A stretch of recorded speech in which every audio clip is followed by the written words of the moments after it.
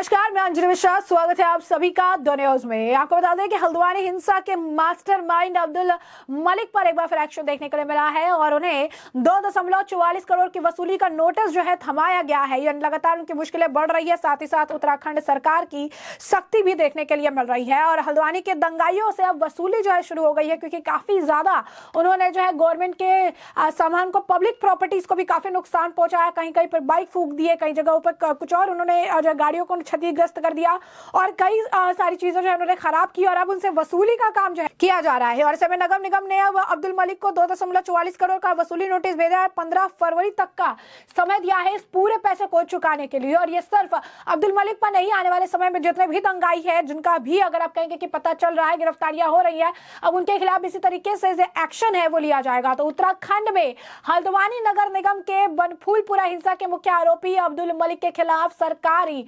संपत्तियों को कथित रूप से नुकसान पहुंचाने के लिए 2.44 करोड़ रुपए की वसूली का नोटिस जारी किया गया है।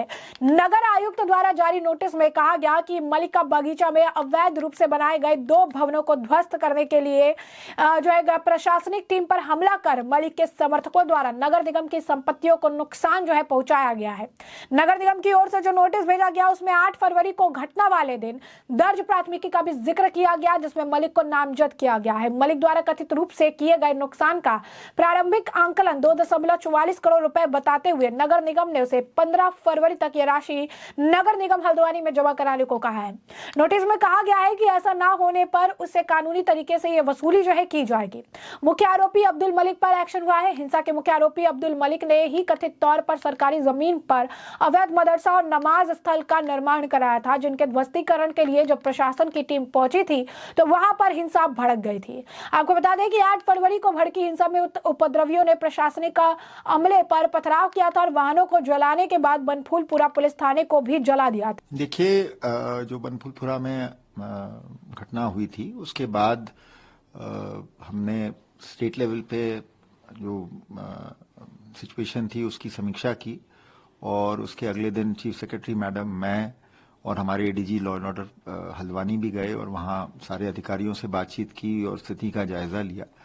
तो एक तो हम लोगों ने वहाँ पे एडिशनल फोर्सेस स्टेट लेवल से भी और सेंट्रल गवर्नमेंट ने भी हमको 8 कंपनी जो है वो CAPS की प्रोवाइड की थी। तो उन सब की मदद से जो एडिशनल फोर्स थी उसकी मदद से वहाँ एक तो we have rapidly been able to control the situation और वहाँ पे अब धीरे धीरे हालात नॉर्मल होते जा रहे हैं।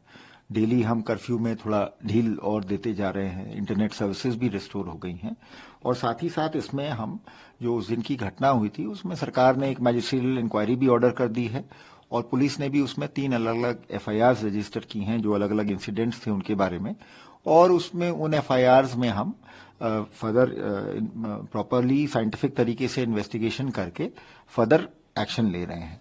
और मतलब इसमें मेरा मानना यह है कि जो भी वो घटना हुई थी गंभीर घटना है। नेचुरली जिस तरह से एक वैलिड एंटी इंक्रोचमेंट ड्राइव चल रही थी और उसमें लोकल अथॉरिटीज को असिस्टेंस देने के लिए वहां पुलिस गई थी, तो जिस तरह से उस एक्टिविटी में बाधा डाली गई पुलिस पे और वहां जो सिविल एडमिनिस्ट्रेशन की टीम्स थी उनके ऊपर हमला किया गया और जिस तरह से घंटों तक आगजनी और पथराव और इलीगल वेपन से फायरिंग वगैरह की गई और जैसा आप लोगों ने देखा होगा पुलिस का जो थाना था वो भी घेर लिया गया था, दर्जनों गाड़ियां जला दी गई थी और मतलब पुलिस के थाने से भी मतलब एम्यूनिशन वगैरह लूटा गया करीब 400 राउंड के करीब। तो ये सारा मतलब इट जस्ट शोज कि एक बहुत मतलब इट वाज बिल्कुल लॉलेस एक्टिविटी थी और जो वहाँ जो भीड़ का रवैया था एक तैयारी के साथ ये सब वहाँ घटना की गई थी। तो डेफिनेटली हम इसको बहुत सीरियसली ले रहे हैं और इसको प्रॉपरली हम इन्वेस्टिगेट करेंगे। जो भी हमारे पास इसमें CCTV की फुटेज है, तमाम लोगों के कैमरा फोन का हमारे पास एविडेंस है, तो उस एविडेंस के आधार पे जो भी लोग इस वायलेंस के पीछे थे उनको चिन्हित किया जाएगा। मतलब जिस तरह से वायलेंस हुआ और जितनी देर वो चला, तो 4 घंटे के करीब ये मॉब ने वहां पे वायलेंस किया और जैसा फर्स्ट हैंड अकाउंट्स हैं हमारे पास कि किस तरह से पथराव हुआ, किस तरह से पेट्रोल बॉम्ब फेंके गए, किस तरह से अवैध हथियारों का इस्तेमाल किया गया। तो ये तो मतलब ऑब्वियसली ये बिना एक तैयारी, बिना प्लानिंग के इस इतनी समय तक और इस तरीके का वायलेंस नहीं हो सकता। तो डेफिनेटली देयर इज अ ये वाला एंगल जो है ये हमारे लिए it is a matter of investigation, but मतलब प्राइमा फेसी जो जिस तरह से ये घटनाक्रम हुआ है तो ये इट इज अ मतलब इम्पोर्टेंट इशू है कि इसको हम कंसिडर करें। इस दौरान यहां पर जबरदस्त हिंसा देखने को मिली थी। सैकड़ों वाहनों को आग के हवाले कर दिया गया था। घटना के दौरान पुलिस ने भी बल प्रयोग किया। हिंसा में 6 व्यक्तियों की मृत्यु हो गई थी तथा पुलिसकर्मियों और पत्रकारों समेत 100 से ज्यादा लोग घायल हो गए थे। सीएम धामी ने पहले ही हिंसा में हुए नुकसान की भरपाई आरोपियों से करने के निर्देश दिए थे, जिसके बाद अब मुख्य आरोपी को 2.44 करोड़ के भारी भरकम नुकसान का नोटिस जो है दिया गया है। 5000 मोबाइल नंबरों की जांच जो है शुरू कर दी है। आपको बता दें कि पुलिस मोबाइल नेटवर्क ट्रेसिंग की मदद से हल्द्वानी में हिंसा फैलाने वालों को पकड़ रही है। करीब 5000 नंबरों की जांच की जा रही है। पकड़े गए उपद्रवियों और नामजद लोगों की कॉल डिटेल और व्हाट्सएप डिटेल खंगाली जा रही है।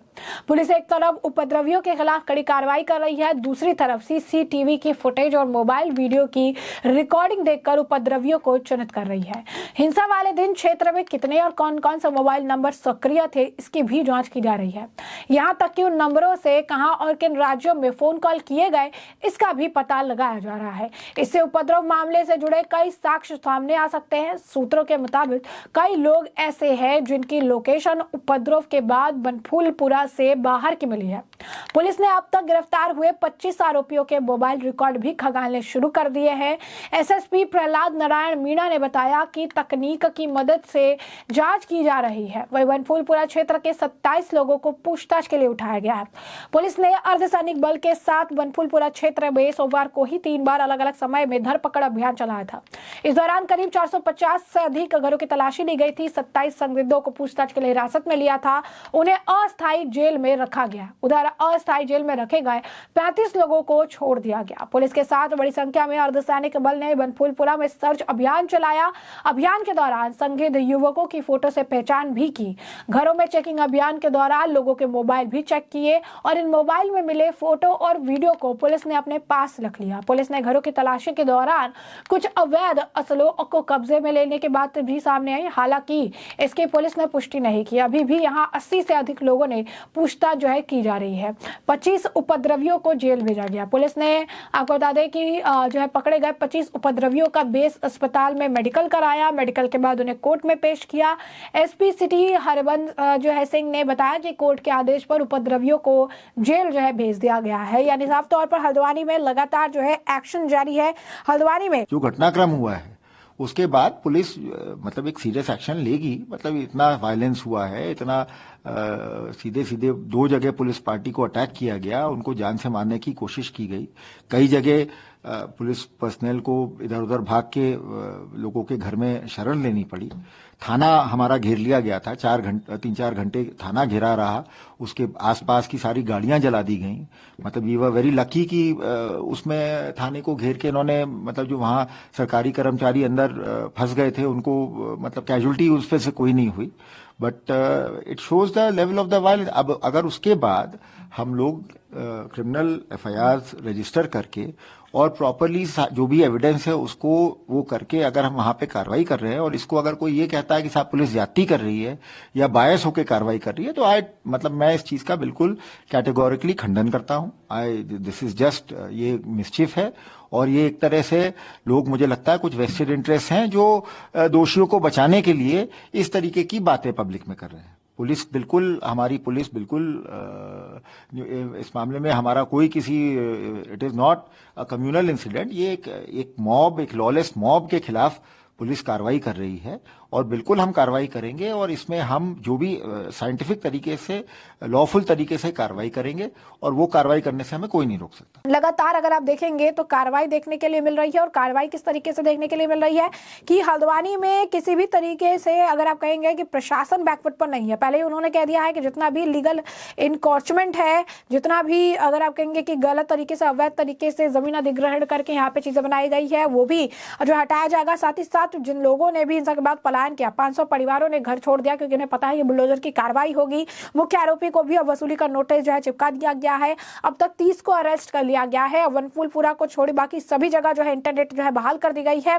यही नहीं, हल्द्वानी हिंसा पर नगर आयुक्त से पूछे तीखे सवाल तो जवाब में बोले कि नकेल कसते ही बिलबिला गए हैं माफिया। ये बात भी उनके द्वारा जो है कही गई है। तो आपको बता दें कि हल्द्वानी वनफूलपुरा में कथित तौर पर अवैध धर्म स्थल को तोड़ने के विरोध में 8 फरवरी को जो हिंसा हुई, इसके चिराग भड़क गई। पब्लिक के वाहनों में आग के हवाले कर दिया गया। घंटों तक, कई घंटों तक नगर निगम, जिला प्रशासन, पुलिस फोर्स और मीडिया कर्मियों पर पत्थरों की जो है बारिश की गई। बड़ी संख्या में पुलिस फोर्स, जवान, नगर निगम के कर्मचारी और मीडिया कर्मी घायल हुए, जिनका अभी भी जो है इलाज चल रहा है। सारी संपत्ति को भी जो है बड़े पैमाने पर नुकसान पहुंचाया गया। यह स्थिति कैसे उत्पन्न हुई, इसके लिए कौन जिम्मेदार है? अतिक्रमण के खिलाफ चलाया जा रहा अभियान लीड कर रहे नगर निगम के आयुक्त पंकज उपाध्यक्ष का भी एक इंटरव्यू सामने आया, जिसके दौरान जब उनसे पूछा गया कि क्या सिचुएशन है, किस तरीके से खुफिया एजेंसी का इनपुट था कि अतिक्रमण के खिलाफ कार्रवाई करने से हिंसा भड़क सकती है, नगर निगम प्रशासन पुलिस जो है अतिक्रमण तोड़ने क्यों गई, तो उसके बाद उन्होंने कहा कि नगर निगम, जिला प्रशासन, पुलिस फोर्स किसी देश की सीमा पर जंग लड़ने नहीं जा रहे। सरकारी जमीन को अतिक्रमण से मुक्त करवाने की जा रही है। अतिक्रमण को तोड़ने के लिए हमारे पास पर्याप्त फोर्स थे। पूरी प्लानिंग तय समय के तहत एक्शन जो है लिया गया था और हमने उसी दिन कदम उठाया जिस दिन का समय जो है तय था। पिछले 2 हफ्ते से अधिक समय से उनके इलाके में सरकारी जमीन को कब्जा में लिया था। एक दिन कुछ नहीं हुआ। नजुल जमीन में 1.5 साल से लगातार जो है कार्रवाई चल रही है। हल्द्वानी हिंसा में आप जो उसके जब पूछा गया कि इसके लिए आप किसे जिम्मेदार मानते हैं, तो जो उन्होंने कहा कि बनफूलपुर इलाके में कुछ भू माफिया सक्रिय थे, जिन पर नकेल कसते बिलबिला गए। भू माफियाओं ने ही हिंसा को भड़काया, जिनकी पुलिस जांच कर रही है। हल्द्वानी हिंसा के मास्टरमाइंड को भी पुलिस तलाश रही थी और उसके बाद उसे गिरफ्तार कर लिया। उन्होंने कहा कि केवल अफसरों को नहीं बल्कि पूरे सरकारी सिस्टम को चुनौती देने का कार्य किया गया है। बली के बगीचों में करीब 1 साल पहले नगर निगम और प्राधिकरण से संयुक्त कार्रवाई की थी। यहाँ पर अतिक्रमण तोड़े गए थे। इसके बाद ये दोबारा अतिक्रमण होने लगा। जो है उन्होंने कहा कि प्लॉटिंग कर जमीन बेची जा रही है, निगम के लिए इसे तोड़ा है। इसके बाद जो है कार्रवाई की गई है और ये बड़े पैमाने पर जो है। देखिए, हल्द्वानी में शहर में शांति व्यवस्था बनाए रखने के लिए सभी पक्षों के सभी स्टेक होल्डर्स को हम लोगों ने यहाँ बुलाया था, जिसमें व्यापार मंडल है, पत्रकार हैं, अन्य जनता है। तो सभी से बैठक करी है और सहयोग की अपेक्षा है। आगे शांति व्यवस्था बनी रहे और किसी प्रकार की कोई घटना ना हो। सभी लोग क्योंकि अपने अपने जो है समुदायों में सम्मानित लोग हैं, तो अब सभी जगह अपील होगी और सहयोग का हमने अनुरोध किया। ढील दे दी गई है पूरे शहर में, स्कूल कॉलेज भी खुलने लगे हैं। अभी तो क्योंकि शांति बनी हुई है तो पूरे शहर के अंदर ढील दी गई है। बनफूलपुरा क्षेत्र में अभी थोड़े दिन के लिए हम लोग रेस्ट्रिक्शंस तब तक रखेंगे जब तक सारी सिचुएशन कंट्रोल में नहीं है। पुलिस रिपोर्ट के आधार पर जिन लोगों के नाम आए थे कि लाइसेंस का मिसयूज हो सकता है, हमने उनको सस्पेंड करा है अग्रिम आदेशों के लिए। आगे फिर हम लोग नोटिस वगैरह का प्रोसेस करेंगे। Should we expect more anti-encroachment action in the same area where this violence took place? देखो, कानून तो सब जगह अपना काम करेगा। आप ये क्यों अज्यूम कर रहे हैं कि कानून किसी घटना से डर के अपना काम करना बंद कर देगा? इस तरीके से किया गया। उन्होंने ये भी बताया कि नगर निगम की टीम को अतिक्रमण विरोधी अभियान के दौरान जो हेलमेट, जैकेट, धन, संबल आदि दिए जाते हैं वे उन्हें दिए गए थे। जो है कब्जा लेने के दौरान विरोध प्रदर्शन को पुलिस ने देखा था। अतिक्रमण तोड़ने के बाद वहां बवाल हुआ। अतिक्रमण तोड़कर जब टीम जा रही थी तब उन पर जो है हमला किया गया है। यानी पूरी तरीके से सुनियोजित था। समय से अतिक्रमण टूटा गया। बाद में उपद्रवियों की ओर से साजिश के तहत पथराव हुआ और इस मामले की पुलिस की ओर से विवेचना जो है की जा रही है। अभी अब पूरे मामले की जो है जांच हो रही है। अब देखेंगे आप तो पूरी जो वसूली की कार्रवाई है, वसूली जो है अब शुरू हो गई है। जिसने भी जो है संपत्तियों को नुकसान पहुंचाया, जिस तरीके से चीजें देखने के लिए मिली है, बस्ती कई सारे छोड़ के कई सारे लोग जो है भाग चुके हैं। घरों पर ताले हैं। दंगों के 2 मास्टरमाइंड जो है, मर्डर के आरोपी भी जो है उनकी भी तलाश जो है चल रही है। हल्द्वानी हिंसा के मामले में लगातार अगर आप देखेंगे तो बैक टू बैक कार्रवाई हो रही है और धामी सरकार जो है बैकफुट पर आने को तैयार नहीं। उन्होंने स्पष्ट तौर पर कह दिया है कि जितना भी नुकसान हुआ है उसकी वसूली तो होगी ही, साथ ही साथ एनएसए के तहत कार्रवाई भी होगी और किसी को भी बख्शा नहीं जाएगा, किसी को भी छोड़ा नहीं जाएगा। उपद्रवियों पर नकेल कसी जाएगी और उन्हें जेल भेजा जाएगा। तो ऐसे में हमने आपको जो पूरा मामला विस्तार से बताया, इस मामले पर अब आपकी जो राय हो हमें कमेंट सेक्शन में कमेंट करके जरूर साझा करिएगा। धन्यवाद।